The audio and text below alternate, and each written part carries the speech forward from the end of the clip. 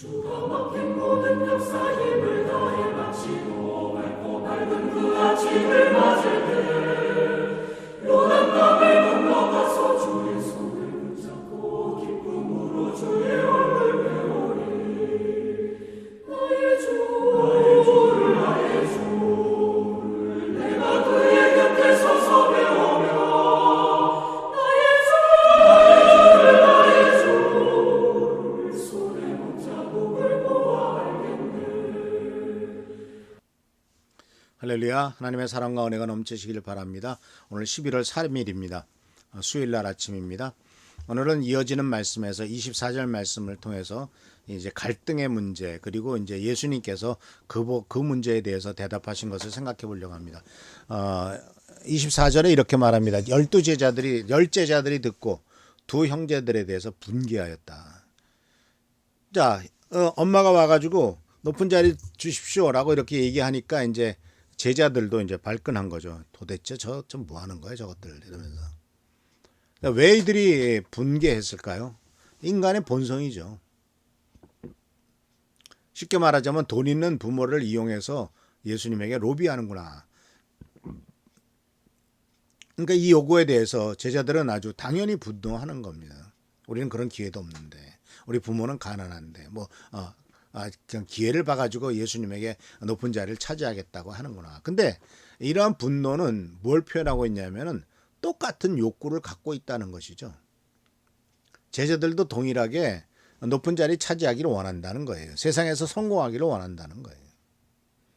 그래서 우리는 여기서 이 예수님의 제자들도 높은 자리를 차지해서 남을 부리고 통제하는 자리에 들어가길 원하고 예수님을 믿는 것도 신앙도 성공의 도구로 사용하고 있다라는 것을 제자들의 그 갈등과 제자들의 분노 속에서 나타나는 것을 보게 됩니다.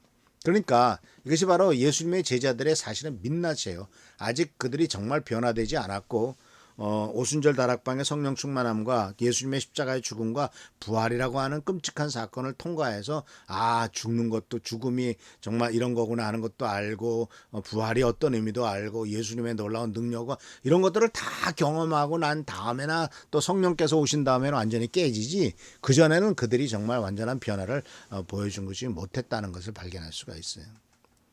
그래서 이 사건이 이 세베대의 어머니가 세베대 아들들의 어머니가 와가지고 요청하면서 드러난 갈등은 결국은 제자들의 민낯을 보여준 것이고 이들도 모두가 다 세상에서의 성공의 방편으로 예수를 따라온 것이구나 하는 것을 드러난 것이었다는 것이죠.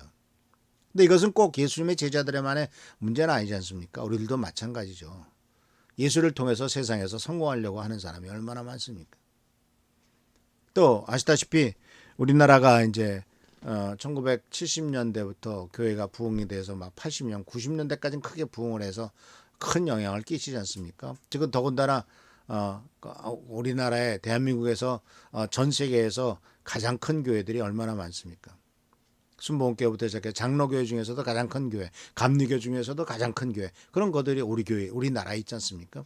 그런데 이러한 교회가 큰 것이 이제 하나님의 축복과 은혜다라고 생각할 수 있겠습니다만은 문제는 세상 사람들은 그것을 쪽수로 사람 수로 볼 때 그것은 성공이라고 보고 돈이 모이고 사람이 많이 영향력이 있기 때문에 이게 이제 성공했다라고 보면서 이것이 정치적인 힘까지도 생각하는 거죠.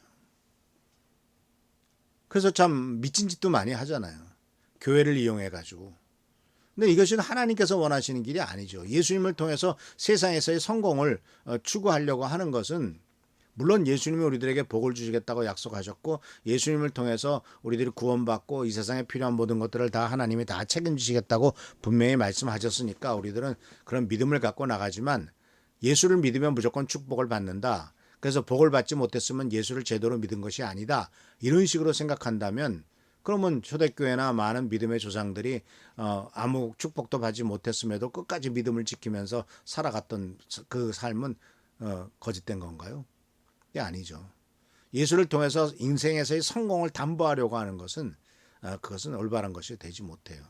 그래서 안타깝게도 기독교를 통해서 출세하려고 자기 출세를 하려는 사람도 많지 않습니까? 내가 기독교 장로다, 나는 전도사다 이런 걸 통해서 세상에서의 정치적 권력을 얻으려고 하는 그런 것을 통해서 오히려 세상 사람들 앞에 추악한 민낯을 보여주고 참 안타깝게 또 우리들의 정말 주님을 따르는 것이 아니고 예수를 이용해 먹는구나 하는 것을 보여주죠. 사실 세상은요, 예수 믿지 않은 사람도 잘 살아요. 불신자의 삶은 더 풍요하고요. 또 재벌 중에서는 정말 예수 믿는 사람 하나도 없어요. 세상에 교회 장로라고 해도 세상 사람들과 똑같은 방법으로 탈세하고 속여서 부자가 되었어요. 그래서 신앙이 부요함을 담보하는 것은 절대로 아닙니다.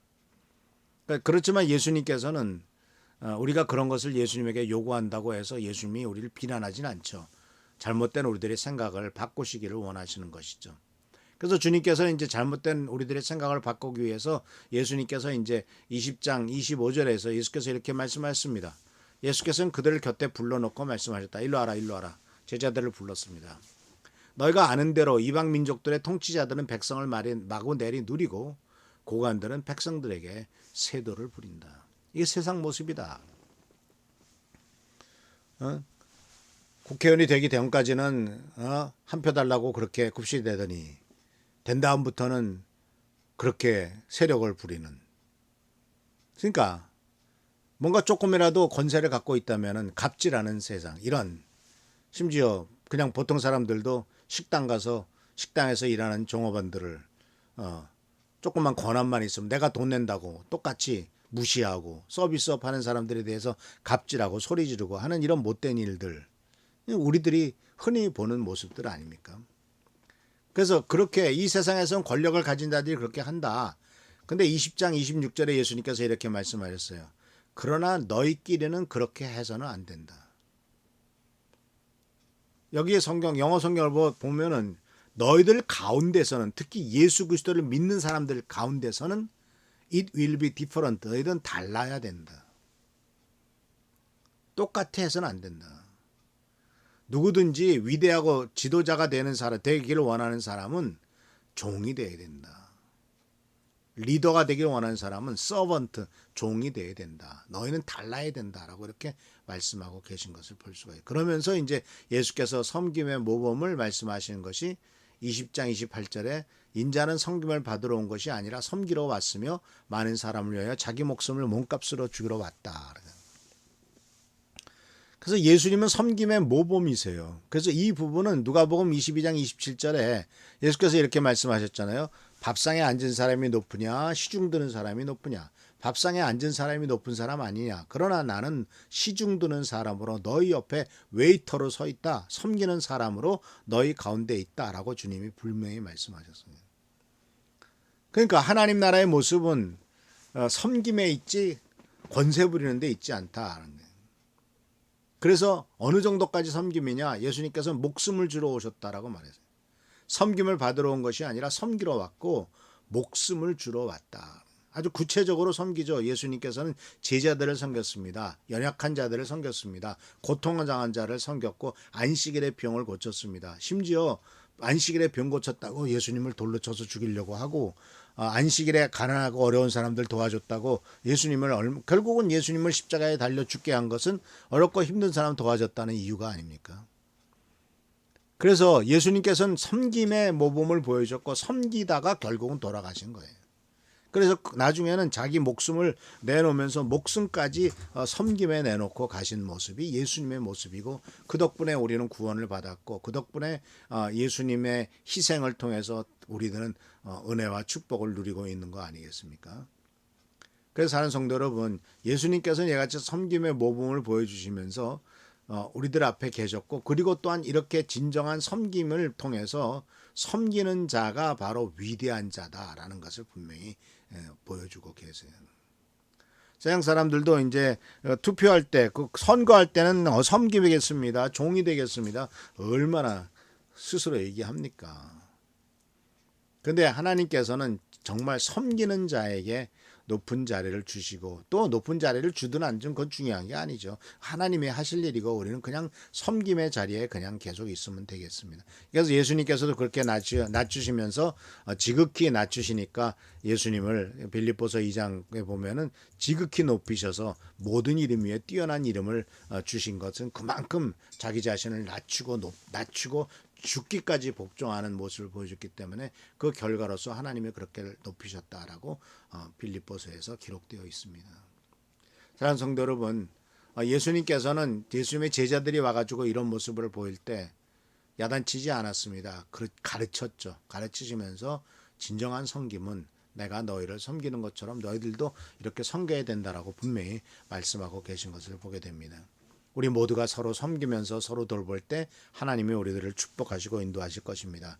이런 섬김의 자리에 들어가는 것, 은혜의 자리에 들어가는 것을 잊지 말고 끝까지 견뎌내는 우리 귀한 성도들 되시길 축원합니다.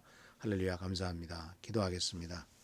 주님, 우리들은 섬기러 왔지 섬김을 받으러 온 것이 아니었다고 주 예수님께서도 그렇게 말씀하셨고 그렇게 사셨습니다. 간절히 그렇게는 우리들도 항상 섬김의 자리에 들어가도록 하시고 하나님의 뜻을 이루는 자리에 들어가도록 역사하여 주옵소서. 함께 하시고 지켜보살펴 주시길 바라옵고 예수님의 이름으로 축복하며 간절히 기도하옵나이다. 아멘. 오늘 저녁 수요 기도회입니다. 많이 참석하셔서 은혜의 시간, 축복된 시간 되기를 바랍니다. 할렐루야, 감사합니다. 승리 하나가 되시길 바랍니다.